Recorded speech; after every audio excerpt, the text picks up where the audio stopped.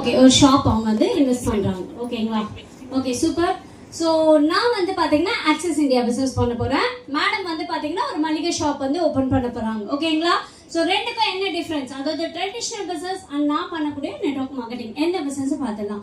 Ma'am உங்கள் பிஸ்னஸ்க்கு எவ்வளோ மேம் இன்வெஸ்ட் பண்ணீங்க? மினிமம் 1 lakh, மேக்ஸிமம் 1 crore வரைக்கும் கூட பண்ணலாம். ஓகே, நீங்கள் இன்வெஸ்ட்மெண்ட் பண்ணியிருக்கீங்க, ரைட்? ஸோ என்னுடைய பிஸ்னஸ்க்கு இன்வெஸ்ட்மெண்ட் தேவையில்லை, இன்வெஸ்ட்மெண்ட் பண்ணணும்னு அவசியம் இல்லை. நான் ஜஸ்ட் பர்ச்சேஸ் பண்ணாலே நான் இந்த பிஸ்னஸில் பிஸ்னஸ் பார்ட்னராக நான் வந்து ஸ்டார்ட் அப் பண்ணலாம். எஸ் மேம், உங்களுடைய கடைக்கு வேற என்ன இன்வெஸ்ட் பண்ணிருக்கீங்க? இன்வெஸ்ட்மென்ட்னு அமௌண்ட் போட்டுருக்கேன். ஓகே, நான் எடுத்தது வந்து ரெண்டல் தான். ஓகே, மந்த்லி ரெண்ட் கண்டிப்பா பே பண்ணியே ஆகணும். ஓகே. சோ காய்கறி வந்து நான் வந்து வெளிய போய் தான், அதாவது கோயம்பேட்ல போய் வாங்கணும். ஓகே. சோ நான் போணும்ன்றதுக்காக ஸ்டாஃப் ஒருத்தவங்கள போட்டுருக்கேன். அந்த டைம் வந்து ஷாப்பை க்ளோஸ் பண்ணா பிசினஸ் வருது அதான் வருது எலக்ட்ரிசிட்டி பே பண்ணனும். ஓகே. சோ அக்கவுண்ட் மெயின்टेन பண்ணனும். ஓகே. ஃபேமிலி கூட டைம் ஸ்பெண்ட் பண்ணவே முடியாது.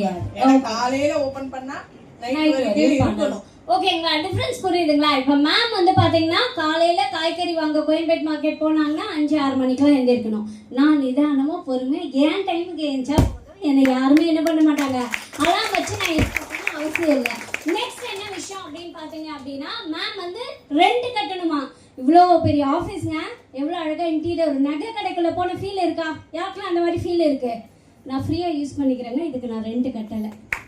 ஓகேங்களா? இதுக்கு நான் ரெண்ட் கட்டல. இந்த மாதிரி ஃபுல் சென்ட்ரலைஸ்ட் ஏசியோட ஒரு 5 ஸ்டார் ஹால் ரேஞ்சுக்கு நம்ம வந்து என்ன யூஸ் பண்ணிக்கிறோம். ஏன்னா உள்ள வரும்போது பேமெண்ட் பண்ணீங்களா? டிக்கெட் வாங்கினாங்களா? It's absolutely free. எனக்கும் ஃப்ரீ தான். ஓகேங்களா? ஸோ மேடம் இன்னொரு விஷயம் என்ன சொன்னாங்க அப்படின்னா, ஸ்டாஃப் போடணும், அவங்களுக்கு சேலரி கொடுக்கணும். நாங்கள் எந்த ஸ்டாஃபும் நான் போடல.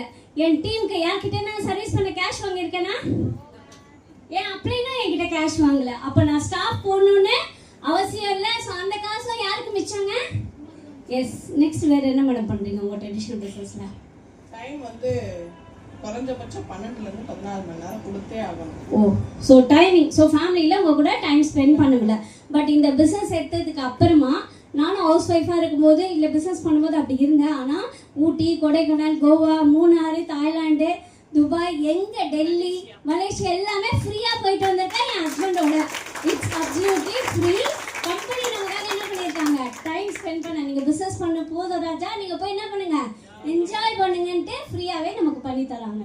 அடுத்து வேறு என்ன பண்ணுறீங்க?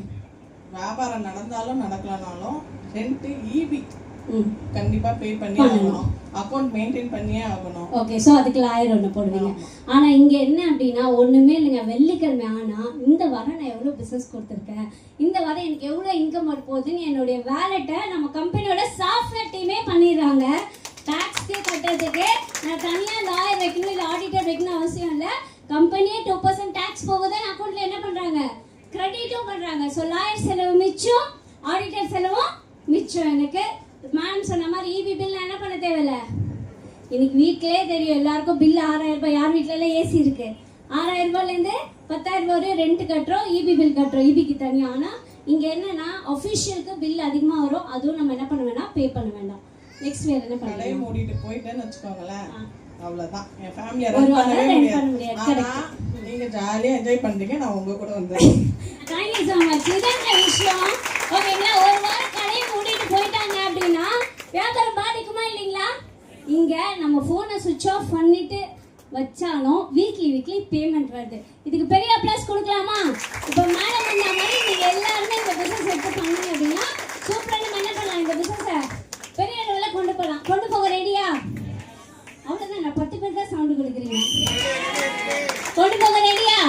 சூப்பரா பண்ணிடலாமா இந்த பிசினஸை? Yes, super. Thank you so much Ashima.